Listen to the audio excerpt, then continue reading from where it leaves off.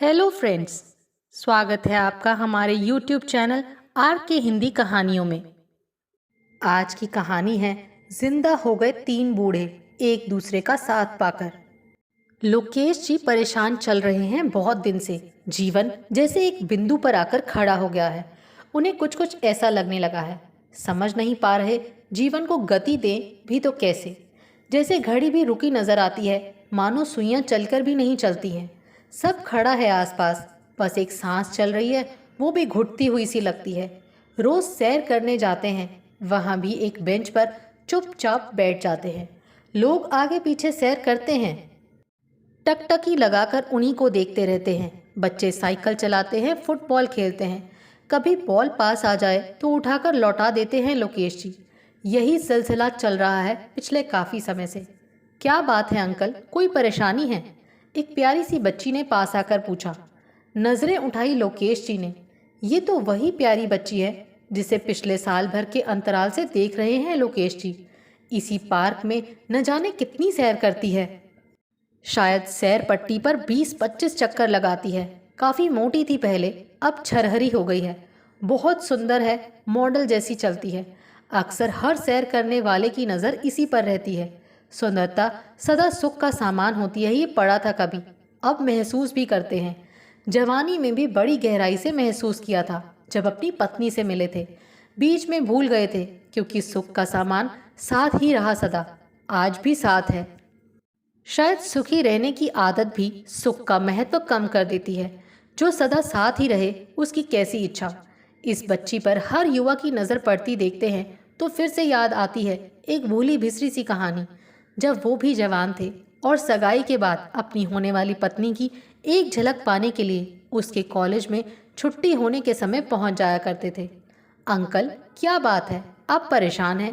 पास बैठ गई वो बच्ची, उनकी बाह पर हाथ रखा। तनिक चौंके लोकेश जी। नहीं तो बेटा, ऐसा तो कुछ नहीं। कुछ तो है, कई दिन से देख रही हूँ। अब सैर करने तो आते हैं, लेकिन सैर करते ही नहीं। चुप रहे लोकेश जी, बस हल्का सा मुस्कुरा दिए। बड़ी बेड़ी आंखों में सवाल था और होठों पर प्यार भरी मुस्कान। घर में तो सब ठीक है ना? कुछ तो है, बताइए ना। मुस्कुराहट आ गई लोकेश जी के होठों पर। आपको कहीं ऐसा तो नहीं लग रहा कि मैं आपकी किसी व्यक्तिगत समस्या में दखल दे रही हूँ?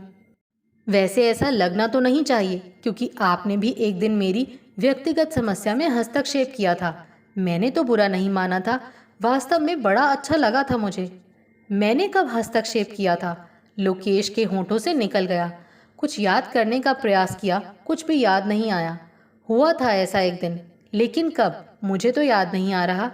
कुछ आदतें इतनी परिपक्व हो जाती हैं कि हमें खुद पता नहीं चलता कि हम कब उसका प्रयोग भी कर जाते हैं।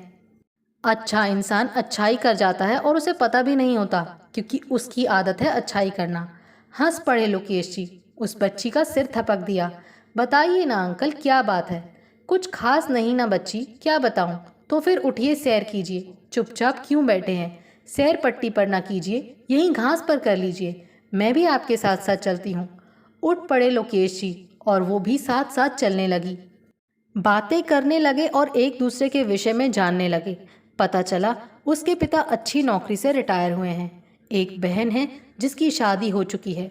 तुम्हारा नाम क्या है बच्चे? नेहा। बड़ी अच्छे बातें करती है नेहा, बड़ी समझदारी से हर बात का विश्लेषण भी कर जाती। एमबीए है, अच्छी कंपनी में काम करती है। बहुत मोटी थी पहले, अब छरहरी लगती है। धीरे धीरे वो लोकेश जी को बैठे रहने ही नहीं देती, सैर करने के लिए पीछे पड़ जाती। चलिए आइए अंकल, उठिए, बैठना नहीं है, सैर कीजिए, आइए आइए। उसका इशारा होता और लोकेश जी उठ पड़ते, उससे बातें करते। एक दिन सहसा पूछा लोकेश जी ने, एक बात तो बताना, ज़रा समझाओ मुझे। इंसान संसार में आया, बच्चे से जवान हुआ, शादी ब्याह हुआ, बच्चे हुए, उन्हें पाला पोसा बड़ा किया, उनकी भी शादियाँ की। वो अपनी अपनी ज़िंदगी में रच बस गए। इसके बाद अब और क्या? क्या अब उसे चले नहीं जाना चाहिए? क्यों जी रहा है यहाँ, समझ में नहीं आता। चलते चलते रुक गई नेहा। कुछ देर लोकेश जी का चेहरा पड़ती रही। तो क्या इतने दिनों से आप यही सोच रहे थे यहाँ बैठकर? चुप रहे लोकेश जी। आप ये सोच रहे थे कि सारे काम खत्म हो गए, अब चलना चाहिए, यही ना? मगर जाएंगे कहाँ? क्या अपनी मर्जी से आए थे जो अपनी मर्जी से चले भी जाएंगे?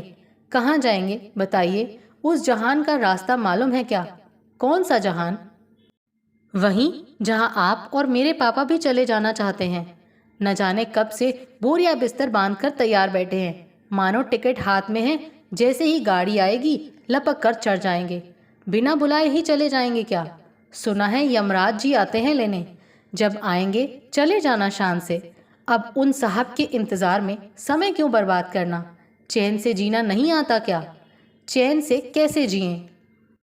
चैन से कैसे जिएं मतलब? सुबह उठिए, अखबार के साथ एक कप चाय पीजिए, नाश्ता कीजिए। अपना समय है ना, रिटायरमेंट के बाद कोई बंधन नहीं। सारी उम्र मेहनत की है। क्या चैन से जीना आपका अधिकार नहीं है, या चैन से जीना आता ही नहीं है? क्या परेशानी है? अपने पापा को भी इसी तरह डांटती हो तो क्या करूं? जब देखो ऐसी ही उदासी भरी बातें करते हैं। अब मेरी मम्मी तो है नहीं जो उन्हें समझाएं। क्षण भर को चौंक गए लोकेश जी। सोचने लगे कि उनके पास पत्नी का साथ है, लेकिन उसका सुख भी गवा रहे हैं। नेहा के पिता के पास तो वो सहारा भी नहीं। चलिए, कल इतवार है ना, आप हमारे घर पर आइए, बैठकर गपशप करेंगे। अपने घर का पता बताइए। पता बताया लोकेश जी ने। फिर अवाक रहने के अलावा कुछ नहीं सूझा। उनके फ्लैट का नंबर 25 नंबर है और इनका 12। घरों की पिछली दीवारें मिलती हैं। एक कड़वी सी हंसी चली आई नेहा के होठों पर, कड़वी और खोखली सी भी। फेसबुक पर हजारों मित्र हैं मेरे, शायद उससे भी कहीं ज़्यादा मेरा सुख मेरा दुख पढ़ते हैं वो। मैं उनका पढ़ती हूँ और बस। डिब्बा बंद, सूरत गायब। वो अनजान लोग मुझे शायद ही कभी मिलें। ज़रूरत पड़ने पर भी वो काम नहीं आएंगे क्योंकि बहुत दूर हैं। आप उस दिन काम आए थे जब सैर पट्टी पर एक छिछोरा बार बार मेरा रास्ता काट रहा था। आपने उसका हाथ पकड़कर उसे किनारे किया था और मुझे समझाया था कि अंधेरा हो जाने के बाद सैर को ना आया करूं। आप मेरे इतने पास हैं और मुझे खबर तक नहीं। आंखें भर आई थी नेहा की। सच ही तो सोच रही है। हजारों दोस्त हैं जो लैपटॉप की स्क्रीन पर हैं, सुनते हैं, सुनाते हैं। पड़ोस में कोई है उसका पता ही नहीं, क्योंकि संसार से ही फुर्सत नहीं है। पड़ोसी का हाल कौन पूछे? अपने आप में ही इतने बंद से हो गए हैं कि जरा सा किसी ने कुछ कह दिया कि आहत हो गए।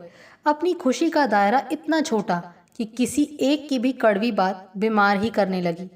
यूं तो हजारों दोस्तों की भीड़ है, लेकिन सामने बैठकर बात करने वाला एक भी नहीं जो कभी गले लगाकर एक सुरक्षात्मक भाव प्रदान कर सके। यही बातें उदास करती हैं मुझे नेहा। आज की पीढ़ी जिंदा इंसानों से कितनी दूर होती जा रही है। सारे संसार की खबर रखते हैं, लेकिन हमारे पड़ोसी कौन है नहीं जानते। हमारे साथ वाले घर में कौन रहता है पता ही नहीं हमें। अमेरिका में क्या हो रहा है पता ना चले तो स्वयं को पिछड़ा हुआ मानते हैं। हजारों मील पार क्या है जानने की इच्छा है हमें। पड़ोसी 4 दिन से नज़र नहीं आया, हमें तो फिक्र नहीं होती। और जब पता चलता है हफ्ते भर से ही मरा पड़ा है, तो भी हमारे चेहरे पर दुख के भाव नहीं आते। हम कितने संवेदनहीन हैं, यही सोचकर उदास होने लगता हूँ। अपने बच्चों को इतना डरा कर रखते हैं कि किसी से बात नहीं करने देते। आस पड़ोस में कहीं आना जाना नहीं। फ्लैट्स में या पड़ोस में कोई रहता है, बच्चे स्कूल आते जाते कभी घंटी ही बजा दें, बूढ़ा बूढ़ी का हाल चाल ही पूछ ले। लेकिन नहीं, ऐसा लगता है हम जंगल में रहते हैं। आसपास इंसान नहीं जानवर रहते हैं। हर इंसान डरा हुआ, अपने ही खौल में बंद। कहते कहते चुप हो गए लोकेश जी। उनका ज़माना कितना अच्छा था, सबसे आशीर्वाद लेते थे, सबकी दुआएं मिलती थी। आज ऐसा लगता है सदियां हो गई किसी को आशीर्वाद नहीं दिया। जो उन्हें विरासत में मिला उनका भी जी चाहता है उसे आने वाली पीढ़ी को परोसें, मगर कैसे परोसें? कोई कभी पास तो आए, कोई इज्जत से झुके, मान सम्मान से पेश आए तो मन की गहराई से दुआ निकलती है। आज दुआ देने वाले हाथ तो हैं, पर ऐसा लगता है दुआ लेना ही हमने नहीं सिखाया अपने बच्चों को। अंकल चलिए आज मेरे साथ मेरे घर, मैं आंटी जी को ले आऊँगी। रात का खाना हम साथ खाएंगे। आज तुम आओ बच्चे, तुम्हारी आंटी ने सरसों का साग बनाया है। कह रही थी बच्चे दूर हैं, अकेले खाने का मज़ा नहीं आएगा। भीग उठी थी नेहा की भी पलकें। आनन फानन सब कुछ तय भी हो गया। करीब घंटे भर बाद नेहा अपने पिता के साथ लोकेश जी के फ्लैट के बाहर खड़ी थी। लोकेश जी की पत्नी ने दरवाजा खोला, सामने नेहा को देखा। अरे आप यहाँ। एक सुखद आश्चर्य और मिला नेहा को। हर इतवार जब वो सब्जी मंडी सब्जी लेने जाती है तब इनसे ही तो मुलाकात होती है। अक्सर दोनों की आंख भी मिलती है और कुछ भाव प्रकट होते हैं, जैसे बस जान पहचान सी लगती है। तुम जानती हो क्या शोभा को? आते आते पूछा लोकेश जी ने, चारों आमने सामने। इस बार नेहा के पिता भी अवाक थे। लोकेश जी का चेहरा कुछ जाना पहचाना सा लगने लगा था। तुम लोकेश हो ना? और शोभा तुम ही हो ना? बहुत पुराने मित्र आमने सामने खड़े थे। नेहा मूक दर्शक बनी पास खड़ी थी।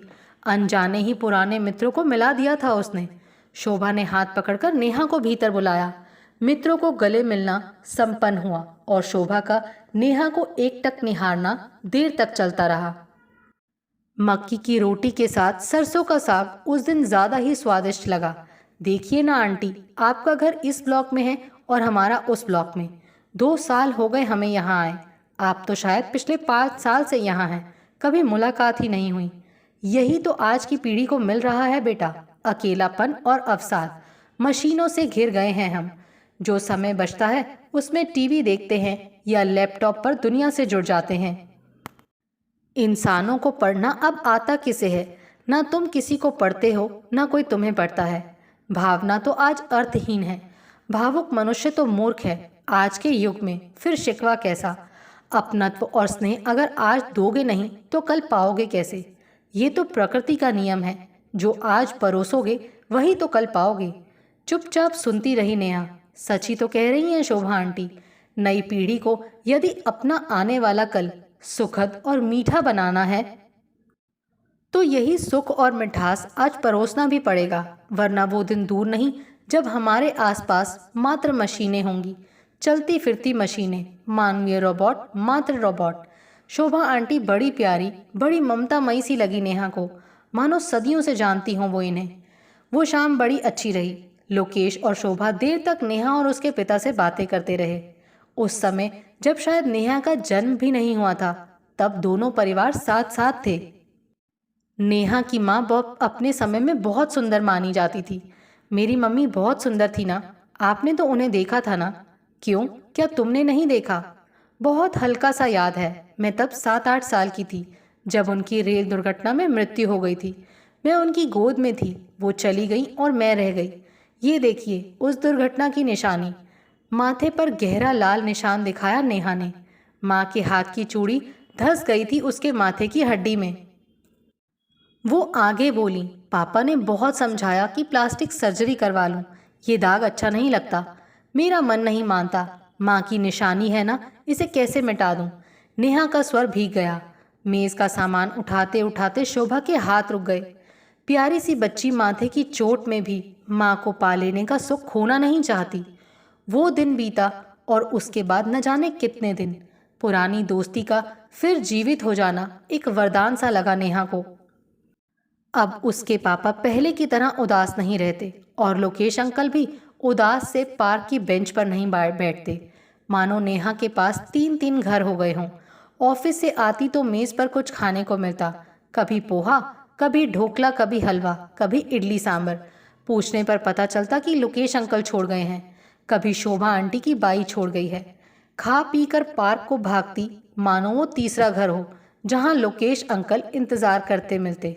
वहाँ से कभी इस घर और कभी उस घर। लोकेश जी के दोनों बेटे अमेरिका में सेटल हैं। उनकी भी दोस्ती हो गई है नेहा से, वीडियो चैटिंग करती है उनसे। शोभा आंटी उसकी सखी बन गई हैं अब। वो बातें जो वो अपनी माँ से करना चाहती थी अब शोभा जी से करती है। जीवन कितना आसान लगने लगा है। उसके पापा भी अब उस जहान में जाने की बात नहीं करते जिसका किसी को पता नहीं है। ठीक है, जब बुलावा आएगा चले जाएंगे। हमने कब मना किया है? जिंदा हो गए हैं तीनों बूढ़े लोग एक दूसरे का साथ पाकर, और नेहा उन तीनों को देखकर खुशी से चूर है। क्या आपके पड़ोस में भी कोई ऐसा है जो उदास है?